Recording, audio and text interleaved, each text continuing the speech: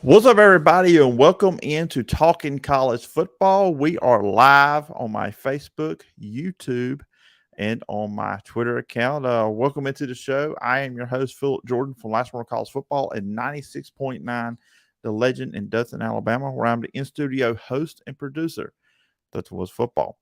And as I said just now, we are live here on the show. So if you are watching live and you can see down here in the ticker, you got a question, put it in to the chat at the bottom at the end of the show. If there are any questions, any comments on the podcast, I will respond to them at the end of the show.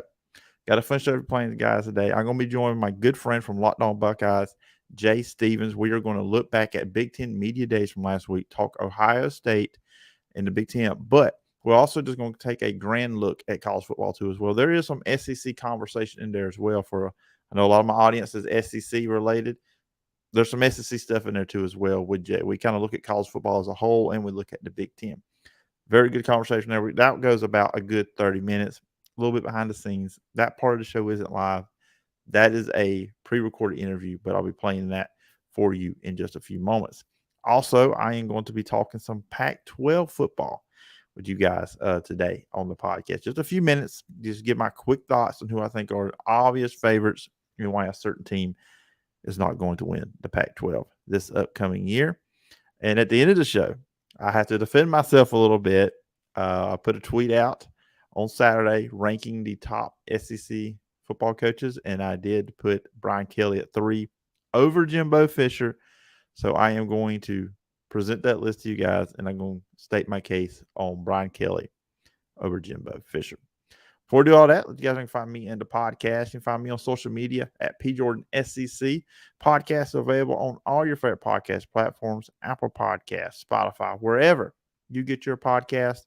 You can check out Talking College Football over there. Of course, on YouTube. So jump on YouTube, hit subscribe button, hit the little bell for all the notifications, and like I said, leave a comment. If you're watching this on replay, if you leave a review or if you leave a comment on YouTube, I will also go on there and in a future episode talk about what you had to say about all that. And you can always email me at sports.philipjordan@gmail.com. Now, as before we bring Jay Stevens on to talk all things Big Ten, college football, Ohio State, bunch of good stuff. It's a fun conversation. I think you're going to enjoy. A couple of news items or one news item. And we will talk about this more on Thursday's episode. But Georgia great Lars Tate passed away this morning at the age of 56. The first one to report the story was Dog Nation and the Atlanta Journal-Constitution. Chip Towers over there reported on that. He was the leading rusher for the Georgia Bulldogs in 1986, 1987. 30 touchdowns over those two seasons, 36 overall, which is tied for third with Todd Gurley. Tremendous backfield during his time there at Georgia with Rodney Hampton, Keith Henderson, and Tim Worley. He had over 3,000 yards rushing in his career, which is sixth in Georgia history. In the article there at the Atlanta Journal-Constitution, talked about over a month ago or less than a month ago, he had found out he had cancer.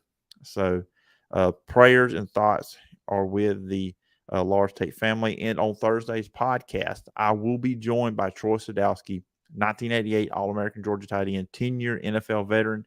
He will be joining me on Thursday's podcast, and we talk about that. We've already recorded the conversation me and Troy have. You will hear Troy's thought on his former teammate, what kind of player, what kind of person he was playing with him, and we'll get some other stuff for Troy too as well. Now, the Pac-12 stuff, what I want to talk about them real quickly. Of course, you had Pac-12 media days last week. Not really going to get into what the commissioner said there. I mean, I think most people, big college football fans, have heard. Obviously, they had some little shade to throw at what Brett Yormark said about open for business, and we have not decided to shop there along those lines. Look, I've said it. The Pac-12 is probably done. They are done as a conference with USC and UCLA going out. I feel like eventually some of those teams in the Pac-12 will be part of the Big 12 and other conferences, perhaps the Big 10 as well. I don't think the SEC is going to reach out that far. But the conference is not in a good position. But let's look at the conference for this season.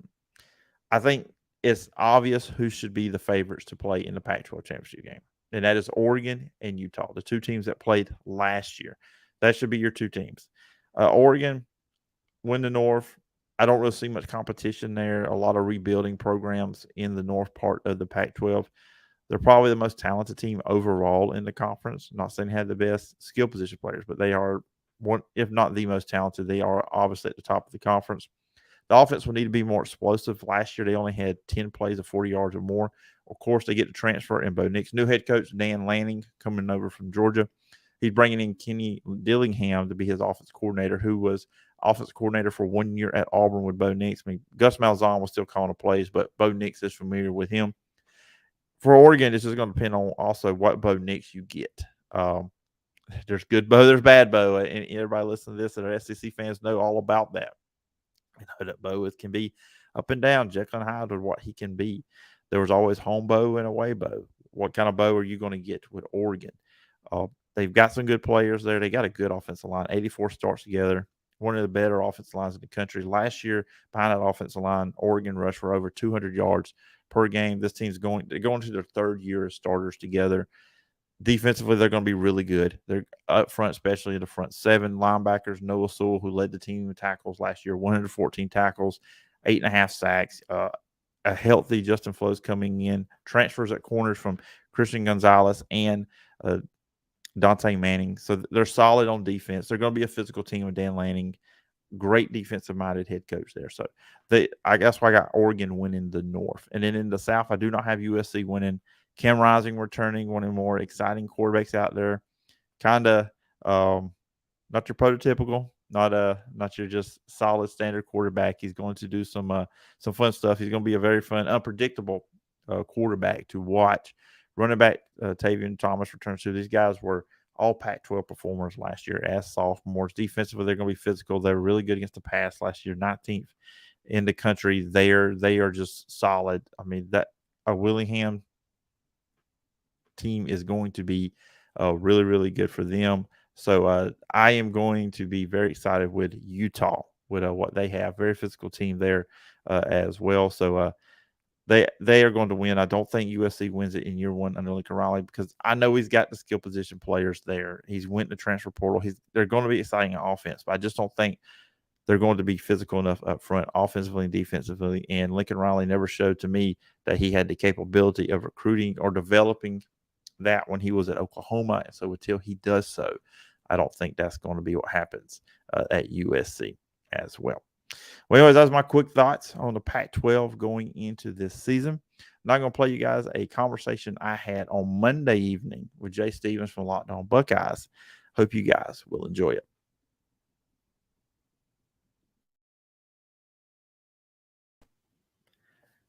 All right, everybody, joining me on the show right now is Jay Stevens, one of the best guests, one of the most frequent guests I have on all my podcasts. You can check them over on Locked On Buckeyes Monday through Friday.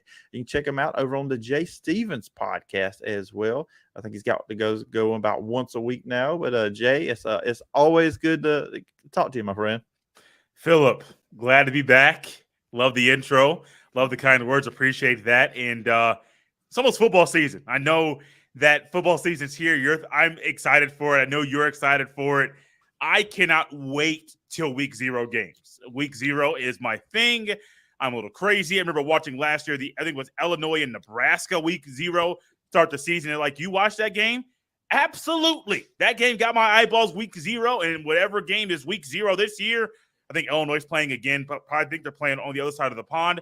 I will watch that game as well. Football season is my thing, and I can't wait to watch college football every Saturday afternoon. Oh, I get it. I mean, I was watching USFL in the spring. I was been watching the CFL on the weekends. There's an indoor football team in Columbus, Georgia, about 2 hours away from me. I went up there a couple weekends ago to check out some game. I'm following football all the time. Love basketball too. Basketball, I'm big on it too as well. But I'm with you with football, and we're coming out. All the media days have done past us. At talking season, I don't up in Big Ten country. Do y'all call it talking season? I know down in the SEC because Steve Spurrier coined that term a few years ago when he was still at South Carolina. Do y'all refer to it as a talking season up there in the northern part of the country? I normally don't call it that. I do in conversations. You won't see me tweet it out. You won't hear me say that on Locked On Buckeyes. I have a little bit on Locked On Buckeyes, but as it's really more so the latter part of the summer where I start saying that as I just fall into, media days, talking season, whatever. But really, talking season has really just been the national championship game is over. We're talking about some nonsense sometimes in college football all the way through until the beginning of August when fall camp starts. So I don't really call it that so much like other people, but I know what talking season is. I think that talking season has now been stretched out. It's a good way to say it, a lot more than it used to be, just based off the news cycle and some of the things that have come out of the news cycle in the offseason over the past few years. Yeah, like Jimbo Fisher and Nick Saban. They made the off season go a little shorter for their little spat they had a couple weeks ago. But told all about that a few weeks ago on here on the feed and all that good stuff. Now, Big Ten Media Days, you were there. Now, correct me if I'm wrong. Was this your second time there at Media Days? Okay, it was your second time. Just explain to the audience, because I always ask people to go to SEC Media Days what that's like. I mean, that's a 4-day event. Oh, what is the atmosphere? What is the feel there at Big Ten Media Days? It's not as big of an event to me as the SEC Media Days. I am a person that believes that it just means more down in the South. If I was privileged to live in the southeastern portion of the country, not so much Florida, Georgia, any of the Carolinas. I know North Carolina, Duke, not in the SEC, but in the Carolinas, Georgia, Alabama, Mississippi, Louisiana. I would honestly believe it just means more, and I do think it just means more down there. Now, Big Ten Media Days is a big event. Everyone's going in, having their questions to ask different coaches, getting their chance to talk to via the press conference, the opening presser, Mr. Kevin Warren. So everyone's thinking it, but it's a big event, and it is the unofficial, you could say possibly official kickoff to the college football season in the Big Ten country, because coaches are coming together. This year's feel from the coaches, everyone seemed way more comfortable and more excited than they were last year. I think last year there was just a sigh of relief to get there and to get over some of the hurdles that happened in last offseason. I think right now everybody is really excited for the season.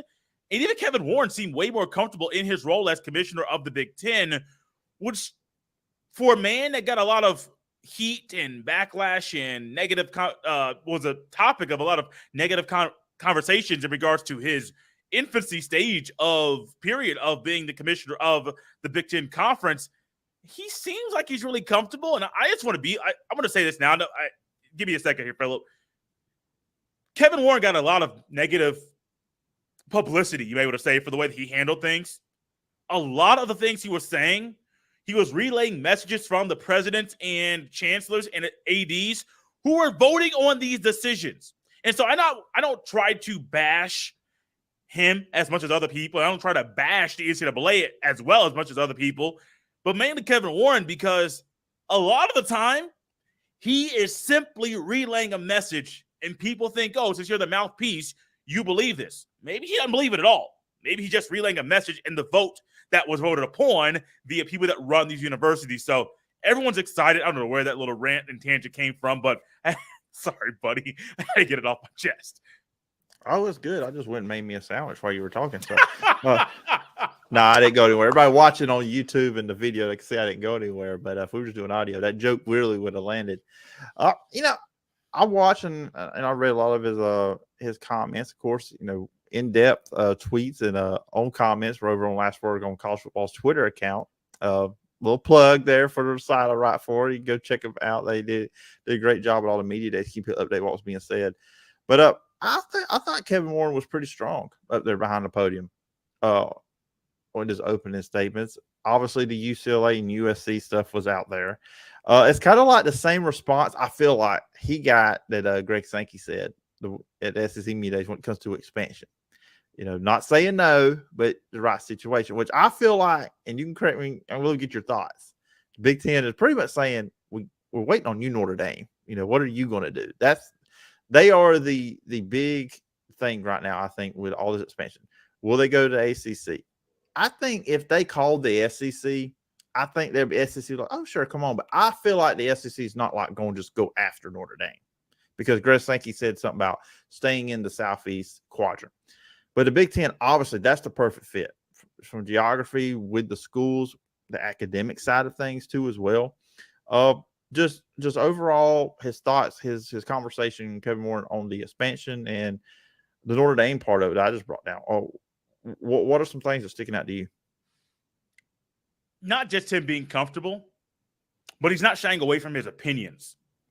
Opinions about things such as expansion, conference expansion, playoff expansion, his thoughts about what the right fit might be, his thought about diversity and inclusion, his thoughts about community efforts.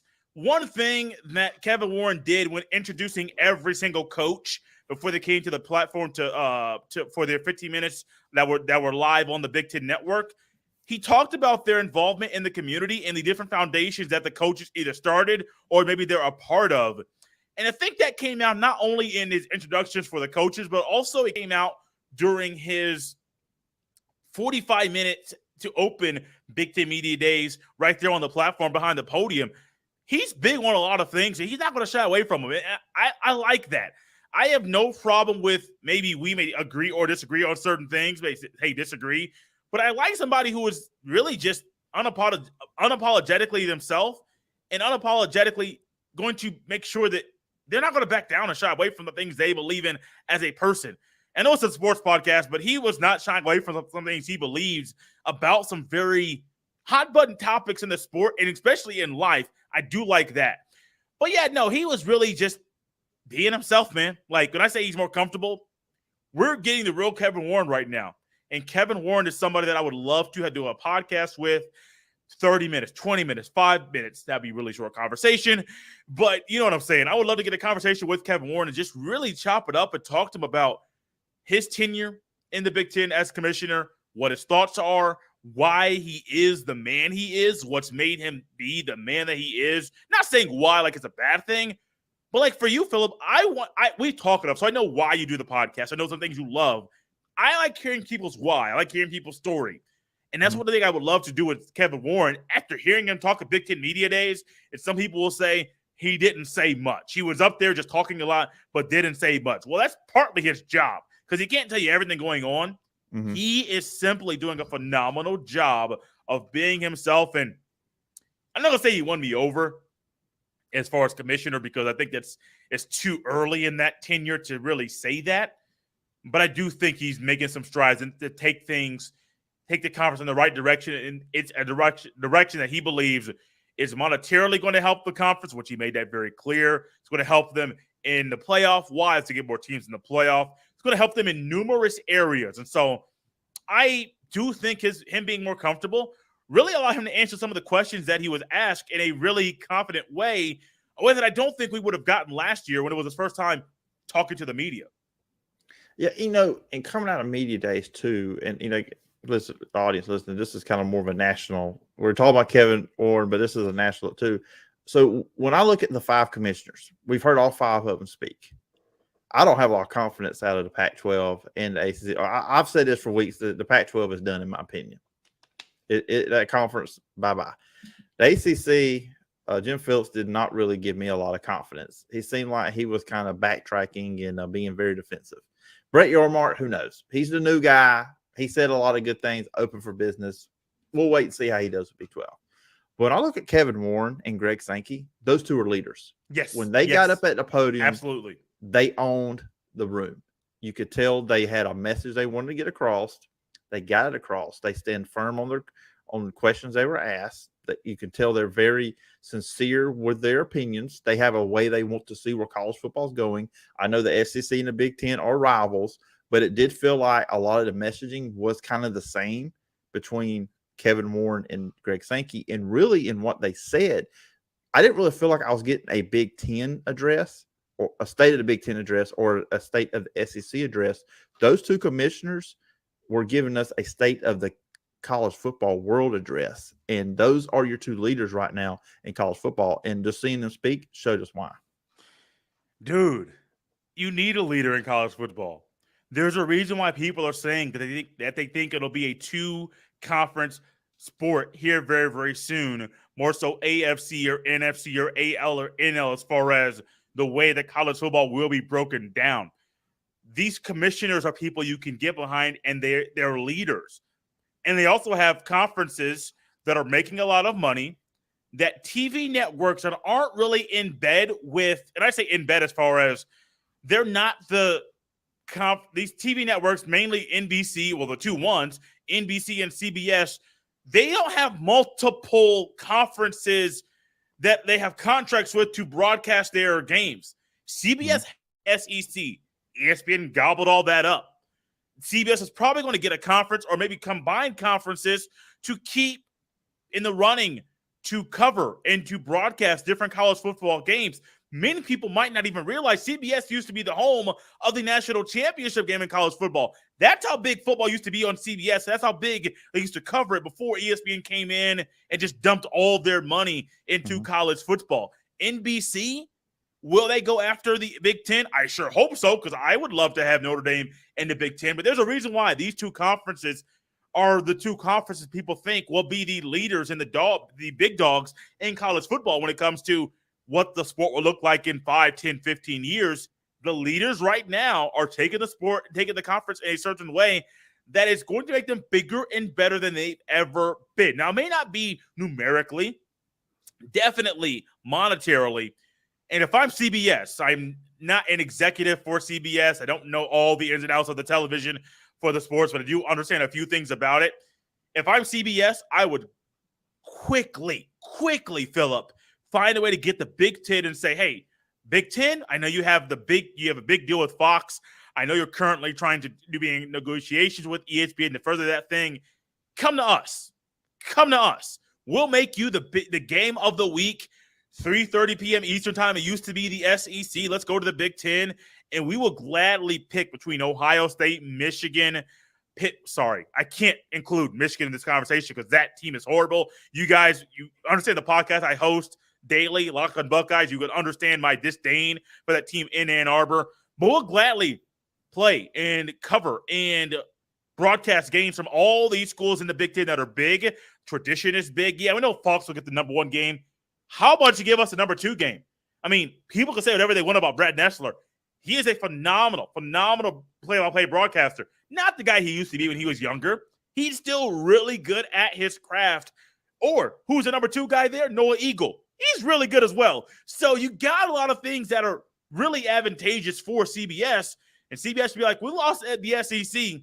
The Big Ten has pretty good leadership. The leader, Kevin Warren, is doing a phenomenal job. How about we do some things to get you to be here? So they're leaders, man. Like, they're absolute leaders. And you might not like their leadership style or the things that they say, but you cannot deny that they are doing things to lead their conferences in bigger and better ways. And they're leaders, but they're also being legends. And I wanted to throw out the old division names real quick. Now, we're going to transition into Ohio State now. But I do want to tell everybody this. I'm going to plug the Jay Stevens podcast real quick. You mentioned Noah Eagle. If y'all want to hear Ian Eagle, the father of Noah Eagle, in a fantastic conversation a while back, last month, go check out the Jay Stevens podcast. He got a lot of good conversation over there, and Ian Eagle is one of them. But now Ohio State. And look, we know the offense is going to be good. I mean, look at the weapons. I mean, C.J. Stroud. You've got the receiver in Jackson Smith and Jigba. You got Marvin Harrison Jr. You got Trayvon Henderson there at running back. The offensive line is going to be good. But I want to talk about this defense because a quote from Ryan Day when asked about new defense coordinator Jim Knowles, who come over from Oklahoma State, top 10 defense Oklahoma State last year, putting more emphasis on stopping the run. Now, I know Ohio State only gave like 127 yards per game, but there were some games where they were getting gashed. Where do you see the players lining up on this defense with what Jim Knowles wants to be? And really, you got to admit, that's got to be the difference from Ohio State this being a champion this year versus not. It's not the offense. What's the deal with the defense? The defense is a thing that is holding Ohio State back from being a national championship winner. The offense last year was not everything the offense should have been. You talk about the offense, number one yards per game for the offense, total offense. I was like, okay, great, like whatever. Like, the offense should have been better last year, Phillip. Like, that's how high our expectations are that are people that are Buckeye fans. And Ryan Day himself, he even will tell you, not in like a degrading or downgrading way, but he will even tell you the running game wasn't everything it should have been last year, which is kind of scary when you think about how good the offense looked at times. The running game was not what it needs to be. The defense, though, under Jim Knowles, a 4-2-5 look. You might have a stand-up D end on one side or the other of the defensive line. You're going to have 5 DBs. Now, most of the time, it'll look like your traditional 2-corner, 1 nickel corner look, but that nickel corner could be a guy that could drop back and play safety, 3 high safety look. You could go 2 safety, 2 deep safety look. Or you could go a single high safety, and it could really confuse and change things, not just because of the looks and 2 deep kind of messing up the passing game. But I believe there's going to be an aggressiveness with this defense that you haven't seen from Ohio State, and a toughness from the Buckeyes on defense that hasn't consistently been there since Ryan Day has been the head coach. People marvel at all the things that Ryan Day is as a coach, which is great. He's a phenomenal coach. Toughness and physicality and being the tougher team consistently on defense, it hasn't always been there. I think we're going to get back to being the Buckeyes will be back to being a better, a tougher team than they have been of late. And I think Jim Knowles is part of the reason. I mainly think, though, Phillip, it's just the mindset. Like, I don't care if you're running a 4-3, a 3-4, the old school 5-2, the Bear defense. It doesn't matter. 4-6 Bear defense. Doesn't matter what you're running. If you're not physical, if you're not tough, it's going to be hard to win a national championship, buddy, which that's what the goal is. That's what the goal should be this year. Ohio State has 3 goals. Ryan Day set them. Jackson Smith and Jigba set them, I do believe. I think Ronnie Hickman said it as well. Safety for the Buckeyes. Those 2 were at Big Ten Media Days. The first one, beat the team up north. That's the Wolverines. The second one, win the Big Ten championship. The third one, win a national championship. It's not get to the playoff, and that's it. No, it's win a national championship. Well, you have to have a level of physicality and toughness to do that. I think the Buckeyes will get back to being a tougher football team in 2022. Yeah, look, I mean, I don't want to sound like an SEC homer, but you're going to have that because more than likely you're going to have to deal with Alabama and Georgia. I mean, that's the other 2 to me. And we talked about this a few months ago. I said there's 3 true national title contenders that can change when the season starts, but going into the season, this is the way I see it. It's Alabama, Georgia, and it's Ohio State. Those are the 3 elite teams. So you don't. So I know you well enough. So I'm going to interject here just for a second. You didn't have Clemson. And I know a lot of people are saying Clemson's going to be bad. Clemson this, Clemson that. I agree with you. Ohio State, Alabama, Georgia. Not just because of what happened last year. I think there's a track record we have seen of these schools continually moving up the ladder to separate themselves from the rest of the sport. But Phillip, I've seen a lot of people say Clemson, DJU has lost weight. Brian Brzee is back. The D-line, the defense is going to be better. The offense is going to be changed a little bit to fit DJ Uiagalelei's skill set and be a better quarterback. He's more comfortable. So you don't have Clemson, which that doesn't surprise me, but it makes me think, are we overlooking Clemson? Or have you and I kind of just been realistic in realizing Clemson is not in the same class as the other 3 schools? Clemson, I believe, will win the ACC. I believe they have a shot at making a playoff. I wouldn't be shocked they made it. But I just not because the quarterback, I don't care if he's lost weight. I don't care if they've made the offense different. Look, you can put lipstick on a pig, it's still a pig. And he is who he is. I do not think he's that good of a quarterback. Now, I went into last year thinking he could be that guy. I don't think he is. I actually think his backup, which the name escapes me, I'm sorry to the audience. Klubnik. I think it's his last name. That's it, Klubnik. Yeah. I was impressed in the spring game. And another thing with them, I don't trust the offensive line. I do not think their offensive line is that good. Yeah. And if you line them up against, does anybody on that offensive line going to be able to do anything with Will Anderson? Good point. Or Georgia's guys. And I know Ohio State's got some guys that they're really proud of that could come off the edges. I don't think that offensive line's got it. I think defensively on the front four, they're going to be elite like they were when they won the national championships. But they do not have a NFL first-round draft pick at quarterback, in my opinion, on that team right now that's ready to play. And that was when you've got Deshaun Watson and Trevor Lawrence as your starting quarterbacks in college. That's a big difference maker if you don't have the talent like the other ones do. they don't have that quarterback right now. So, long story short, I think they're going to win the ACC. Yeah. Won't be surprised if they're that fourth team in the playoff. But I just don't think they're in the same league as Alabama, Ohio State, and Georgia. I'm with you. I agree. I agree with you. I was just curious. I wanted to interject and kind of get your commentary there. Not trying to take over your show, but I think I know you well enough. Like I'm not trying to be like that guy to like dominate your show, but I wanted to kind of flip it around on you to get your thoughts because I hadn't heard that from you. But no, I agree with you, man. Like Clemson should win the ACC. The ACC is not a better conference than the Big Ten or SEC. There's an argument to say that the ACC and Big 12 are probably more even than people think. So, yeah, no, I'm with you, man. Like, Clemson can be good. I think DJU can be okay. I think if he stays in school, like, let's say they go 10-2. Decent year, 3,000 passing yards, 25 touchdowns, maybe 8 to 10 interceptions. And someone's like, oh, 6th-round pick, 5th-round pick. And then there's one guy that says, oh, I can change him. 2nd-round pick. There could be a possibility of him going to the NFL after this year. I don't see it, but it's a possibility. I think if he stays another year for a 4th year at Clemson, I think that's where things start to get better for him. I view them kind of like another Big Ten team, Nebraska. No, I view DJU like a Big Ten team, Nebraska. Nebraska has not shown me anything under Scott Frost to make me believe that they're going to be good this year and make a bowl game. They were decent last year. I can't say decent. They played tough. They just couldn't win games. Scott Frost has not shown me anything to believe that Nebraska is going to be a team to win the Big Ten West. People are saying that's possible. I think it's possible. I don't think it's going to happen because Scott Frost has not shown me anything to make me believe that. DJU has not shown me anything to make me believe that he is going to be that guy this year to take Clemson to the playoff.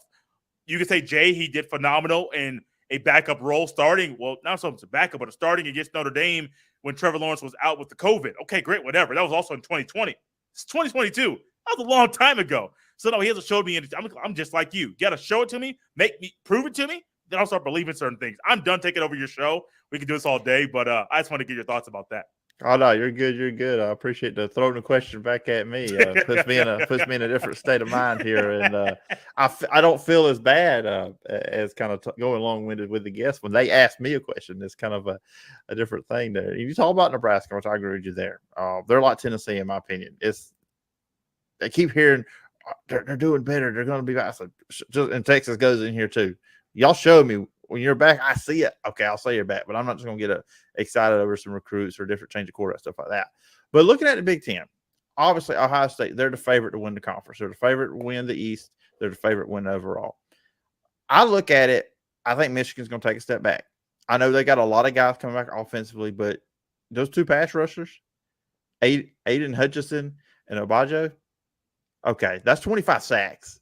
That's a lot to lose there. Michigan State, they could not stop a cold in the pass defense last year. I don't think that's going to change in a year's time. I don't care how hard he goes in the transfer portal. They can get an NFL draft. I don't think that's going to help with Michigan State. I think Penn State's a year away. So in the East, you cover the conference a lot more close than I do. You know it better than I do. Is there a team in that division?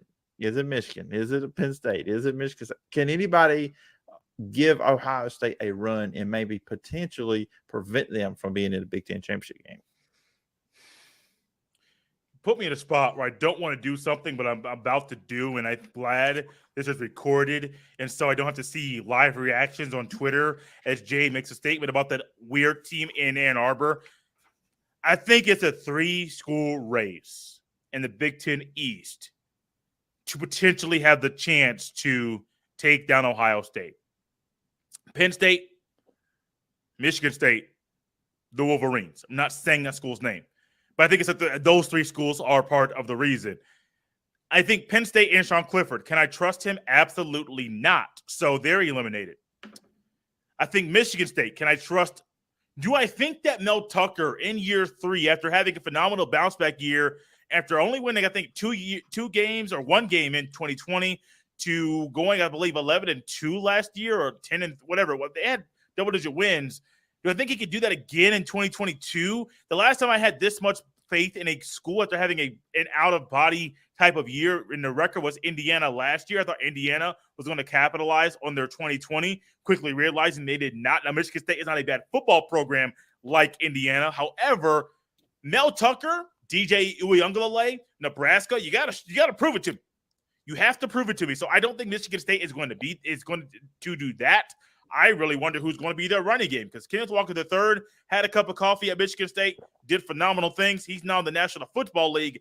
I don't know what we're going to get for that offense. I don't think Peyton Thorne, Reed at receiver, and the other offensive weapons are going to be enough to allow them to score 42 points once they play Ohio State, because I do think you'll need 40-plus points to beat the Buckeyes if you get to that point to where you're competitive with them.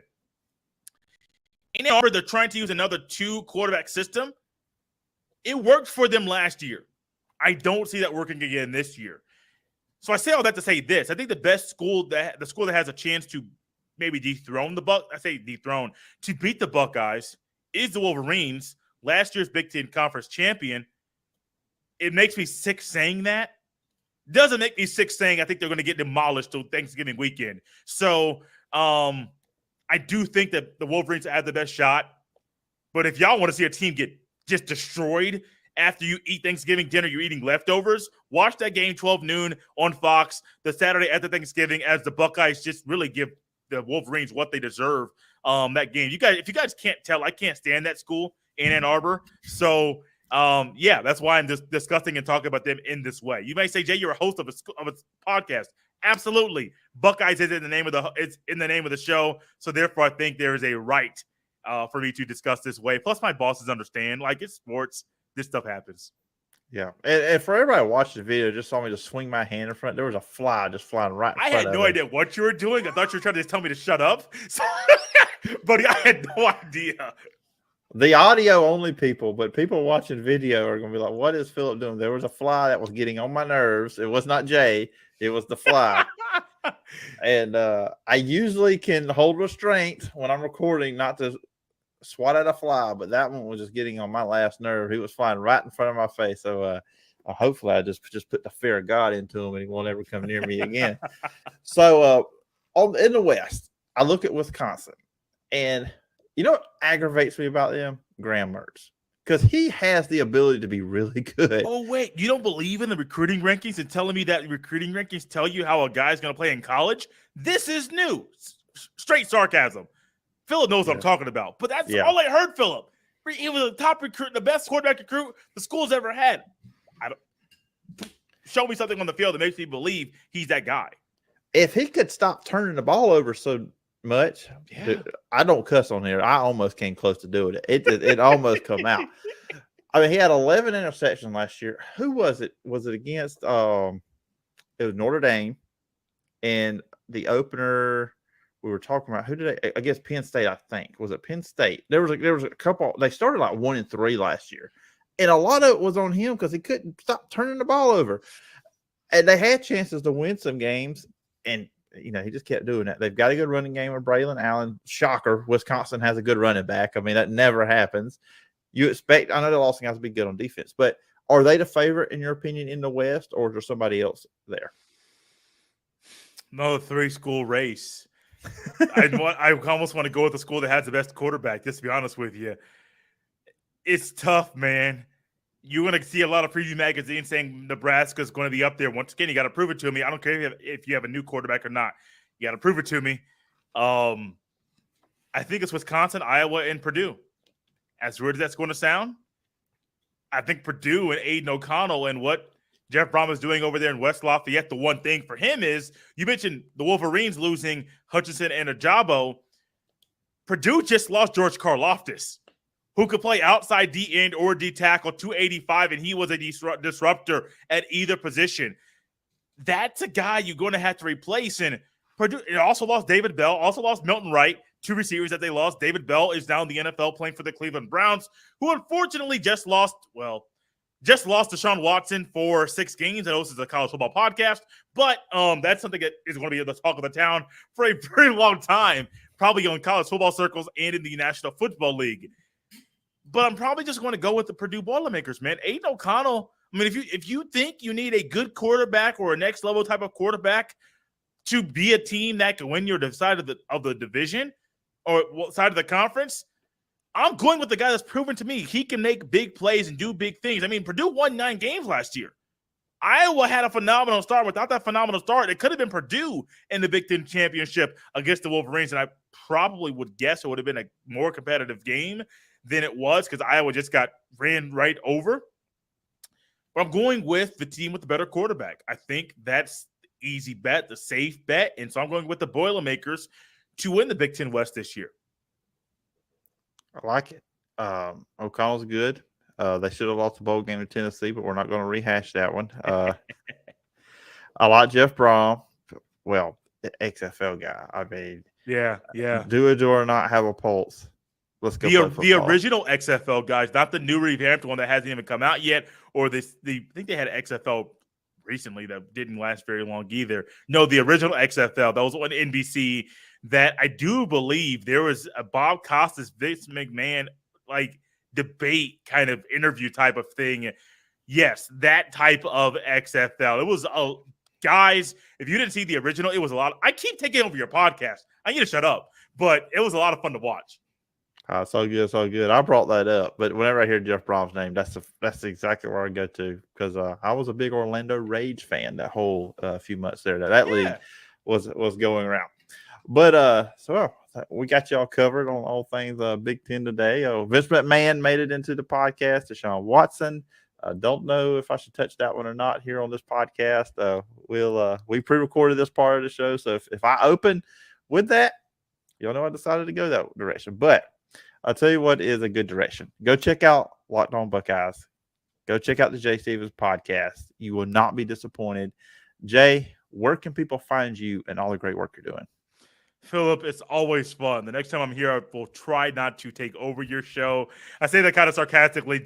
Phil knows what I'm going to do. Like, it's just two guys having fun talking about the sport they love. You can follow me on Twitter at jsteven07. You can follow the podcast, Locked On Buckeyes. Subscribe if you could. A lot of good things coming up in the month of August leading up to the start of the season. Locked On Buckeyes on the Apple Podcast, the Odyssey app, Spotify, Stitcher, wherever you get your good fine podcast, that's available there. Also, every day on YouTube as well. Just search Locked On Buckeyes. And then the Jay Stevens podcast once a week. Fun, sports, opinionated podcast. Generally, it's stuff you won't hear many other places. I'm glad Phillip invited me back to talk football with him. Oh, yeah. I invited you back. Won't be the last time. I'm sure we'll have a few of these conversations through the season because I've gone national with my college football coverage. Not just an SEC podcast anymore.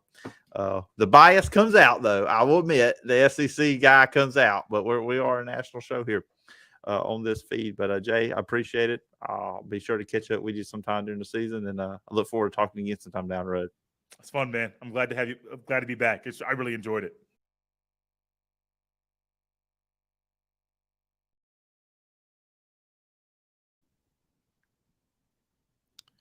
Everybody, I hope you enjoyed that conversation with Jay Stevens from Locked On Buckeyes and the Jay Stevens podcast. Jay will be coming back on the show at some point down the road, and it's always good. Always good conversation.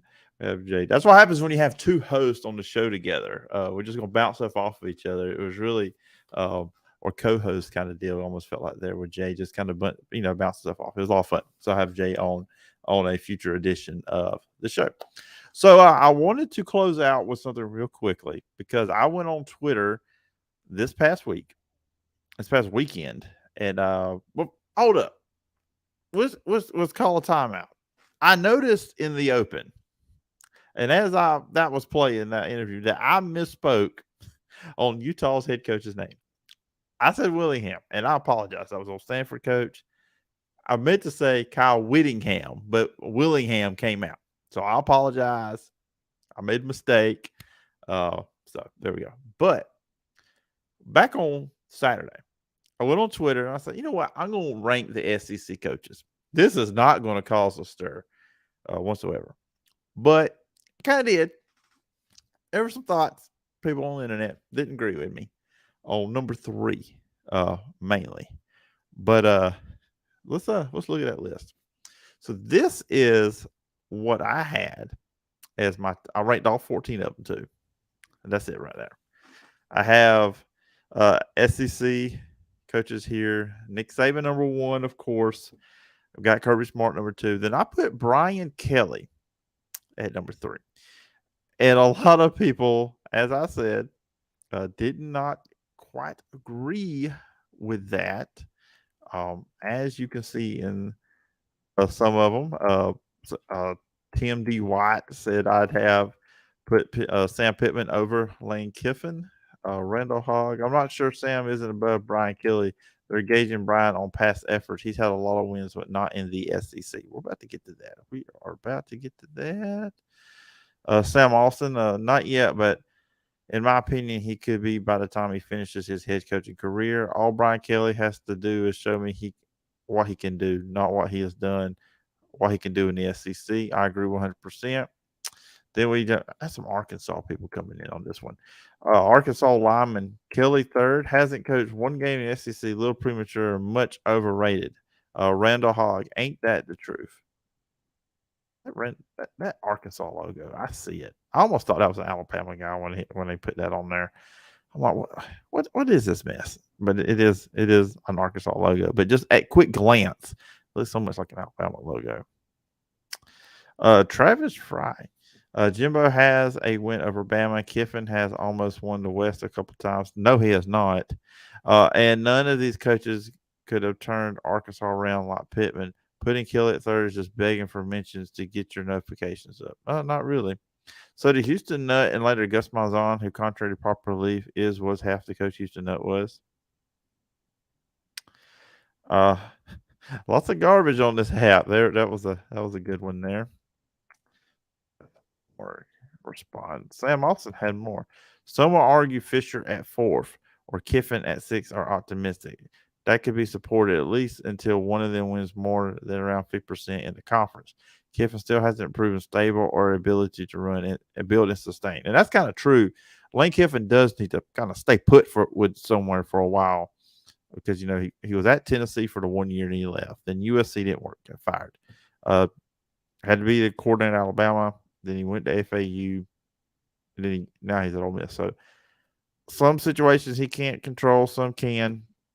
He hasn't stayed anywhere long enough to kind of see can he sustain a program. That's kind of it. We know he's building something good at Ole Miss. I'm really high on what that team is this year. Charlie or CSB 087 stoops below Kelly, and he hasn't coached a game yet at LSU. Dude, no way. When I put him there, I knew I was going to get some pushback. I just knew that was coming, but it is what it is. Fly has returned from my conversation with Jay. Sam Austin got some more from him. For now, Pittman and Leach are above Kiffin, since, in my opinion, both have accomplished considerably more over time. I'm not sure what ceiling is for Pittman, yet what he has done with Arkansas 2 years is simply monumental and formidable. And I agree. I agree 100%. Imp managers should try and do better next time. This is a cry for attention. No, it really wasn't. Translation: the better your players, the better your coach you are. There you go. Kelly hasn't even played an SEC game, and I don't think his record against the SEC was great while at Notre Dame. Okay. Brian Kelly and Lane are the two issues I have with Lane and Pitt. Have a 1-1 record. Both lost to Harsin last year, but beat Jimbo. I'm not sure I say either is better than the other yet, but Brian Kelly hasn't proven a thing in the SEC. If you're giving credit to Brian Kelly, then Brian Harsin should be higher too. Keep sleeping. That's how we like it. Pittman is 3. More with less. We pick Suey. Let's slow down. We've had an average season only. So that is what was said on the comments. That's on Twitter. I had some more on Facebook. Maybe we'll jump into those later time. Now, I had some quote tweets here. I did. Okay, I'm not logged into Twitter, so we are not going to jump into that. So, yeah, so that's the gist of a lot of that stuff that was on there with that. We'll pull that off. Pull me back on here. So, I'm going to defend myself a little bit now. We're getting close to an hour here on the show. Brian Kelly versus Jimbo Fisher is really the gist of that. A lot of people get on me, why you got Jimbo Fisher has won national title. Look, and as soon as what I'm about to say, everybody says, well, it wasn't in the SEC. I know that. Okay? I know that, Jim Bob. You got to holler at me in all caps on Twitter. From 91 to 03, he's at Grand Valley State. 2 Division II titles, 118 and 35 and 2 as coach. Then he goes to Central Michigan from 2004 to 2006. 19 and 16, one MAC title last year. He goes to Cincinnati when the Big East still had football. From 06 to 09, 34 and 6, two Big East titles. Then he goes to Notre Dame. From 2010 to 2021, he's 92 and 39. 6 of the last 7 seasons, they have won 10 or more games at Notre Dame. 2 playoff appearances and 1 BCS title game. And now I know what you're going to say. The BCS title game, they got blown out. Twice to Alabama, once to Clemson. And yes, that happened. But now that he's at LSU, he's going to have better players. He's going to have players comparable to what Alabama and Clemson had when he lost those big games. Brian Kelly did a lot. Everybody put, Stoops and Pittman as doing less with more. Brian Kelly did a lot with less. He can't get those players at Notre Dame. It just ain't going to happen. I'm sorry, Marcus Freeman. You're not getting them. You can recruit really well for Notre Dame. Go above what they've been. But still, you're not getting those guys. Just not happening. So that's a big reason why I got Brian Kelly at 3. He's done a lot at Notre Dame. And I think he's going to do great things at LSU. Now, year one, I can see him going 9 and 3. 8 and 4 might happen. But he's going to build something. He is going to get much better players at LSU. He's going to build something there. It's a lot of pressure because the last 3 coaches at LSU won national titles. Nick Saban, Les Miles, and Noah Orgeron. Go Tigers. So that's what he's up against. And this list could change. Was looking at Jimbo Fisher. At Florida State, he was 83 and 23 as head coach. But I'm going to throw something out. 26 and 2 with Jameis Winston as his quarterback. What has Jimbo Fisher done as a head coach at the college level without Jameis Winston? That's where he got his national title. Look, that's my biggest knock on Jimbo. He's a great recruiter. I think he's a really good coach. He's one of the best in this country. He's one of the best in college football. But his teams don't live up to expectations a lot of the times. And I know most teams don't. You can't. I'm not saying he's supposed to be like Alabama, Georgia, but he's had some talented players at Florida State, and he's got them at A&M now. And with all that money A&M's giving him, they ain't paying him to be an 8-4 coach, and that is what he has been. Other than 2020 when they went 9-1, outside of that year, they are a 3-4 loss team every year. His 4 years. Let's look at it. His 4 years. So far at A&M, like I said, he's 34 and 14 at A&M. That is not a bad record. I'm not knocking it. 9 and 4, 8 and 5, 9 and 1, 8 and 4. Take that 9 and 1 record. I mean, he's a 4 or 5 loss coach. And I know people say, well, he's in the SEC West. That is tough. He was doing that at Florida State too. I mean, other than the 2 Jameis Winston years, they were losing 3 or 4 games a year. They weren't going 11-1 and compete for national titles before Jameis Winston got there. And they didn't do it after. And they went 5-6 his last year there. It fell apart under him. And then 34 and 14. Do you know whose record that's comparable to at A&M? Kevin Sumlin. Kevin Sumlin's first 4 years as the head coach at Texas A&M, 36 and 16. Had the one good year the first year. They were a 4 or 5 loss team every year after. That's what Jimbo's been. One good year, 9-1. Just like his buddy Kevin. One good year. And it's been proven to be a 4 loss team every year. So when I compare Brian Kelly to Jimbo Fisher, everybody wants to jump on 2013 when they won the national title. I'm sorry, but it is 2022. That is 9 years ago. It is time to let that go. That was Jameis. That team was so talented. It wasn't just Jameis Winston. They had NFL players all over the place on there. I'm sure every player that started on that 13 team had at least a cup of coffee in the NFL at some point. So I'm just sorry. I view Brian Kelly as a better coach because you give Brian Kelly those players that Jimbo Fisher had at Florida State or those players he's got at A&M now, when he was at Notre Dame, he might win a playoff game. Then he's got comparable talent. He does not have that at Notre Dame. He will have that at LSU. We know Jimbo has it. And the pressure is on Jimbo Fisher right now. Without a doubt. If he does not win big in the next year or two, people are going to start to have questions. Because how many years did they give Kevin Sumlin? 6 years. And they've got the money at A&M to get rid of you. We see how much is in the collective. I know if he hears that, he's going to get all upset. So, if you think Jimbo Fisher is a better coach than Brian Kelly, that's fine. It's all subjective. It's my opinion that I think Brian Kelly is a better coach. And looking at it, he's the third best coach in the SEC. Now, I didn't label that as why they have been in the SEC. I just look at the coaches. Who would I want leading my program? And Brian Kelly would be the third option. Of course, I'm going with Saban first. Of course, I'm going to go with Kirby next. But after that, I like Brian Kelly. Brian Kelly is a really good coach. He's one of the best coaches in college football. But because he dances with some recruits, which I was weird, I may admit, and because he gets blown out when he's at Notre Dame. And what was Notre Dame doing before Brian Kelly got there? How many coaches did they run through since Lou Holtz? A bunch of them. Brian Kelly's still there if he doesn't leave. He left. We all know why. He left Notre Dame because he wanted to win big in college football. He was not going to do that at Notre Dame. Look, if you're a Notre Dame fan, I want you to look. If you're watching, look me dead in the eyes when I say this. If you're just listening, turn the volume up. Until Notre Dame joins a conference and they are able to get better players, they will never win a national championship again. Never.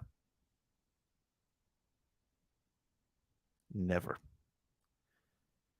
Because, look, why do you want to go to Notre Dame? It's national championship or bust there. And yes, the top programs, they want to win a national title. I know that. I get that. But you can't even win a conference title. It's like, okay, we lose 2 games, we're done. What's up? What's the point of our season? So, let's just, that was long. That rant went longer than I intended. But at the end of the day, that is why I put Brian Kelly over Jimbo Fisher. If you're watching this, you're still watching the live feed. I would love to hear your response. If you listen to the podcast, if you have a response to what I just said, go to Apple Podcast, leave a review. I will read it on a future edition of the podcast. Or go on YouTube and leave your comment there too as well. All right, guys, I'm going to get out of here. We've gone an hour. It was a fun show. We'll be back on Thursday. These things are going to be 6 o'clock. This was the first one I was doing. Look, there were some struggles here. I don't think I hit the open that great. This part was good. The Jay Stevens, which was pre-recorded. Troy Sadowski will be joining me on Thursday's podcast. So make sure to tune in. Tune in on Thursday. Facebook, YouTube, Twitter. You can follow me on Twitter at PJordanSEC. The podcast is available on all your favorite podcast platforms, of course, over on YouTube. If you're on Apple Podcasts, please follow, rate, and review. Leave a review. I will read it on a future edition of the show. And also on YouTube, leave a comment. I will read those as well. You can always email me at sports.philipjordan@gmail.com. I hope everybody has a great rest of their week. And I will talk to you on Thursday. Bye-bye.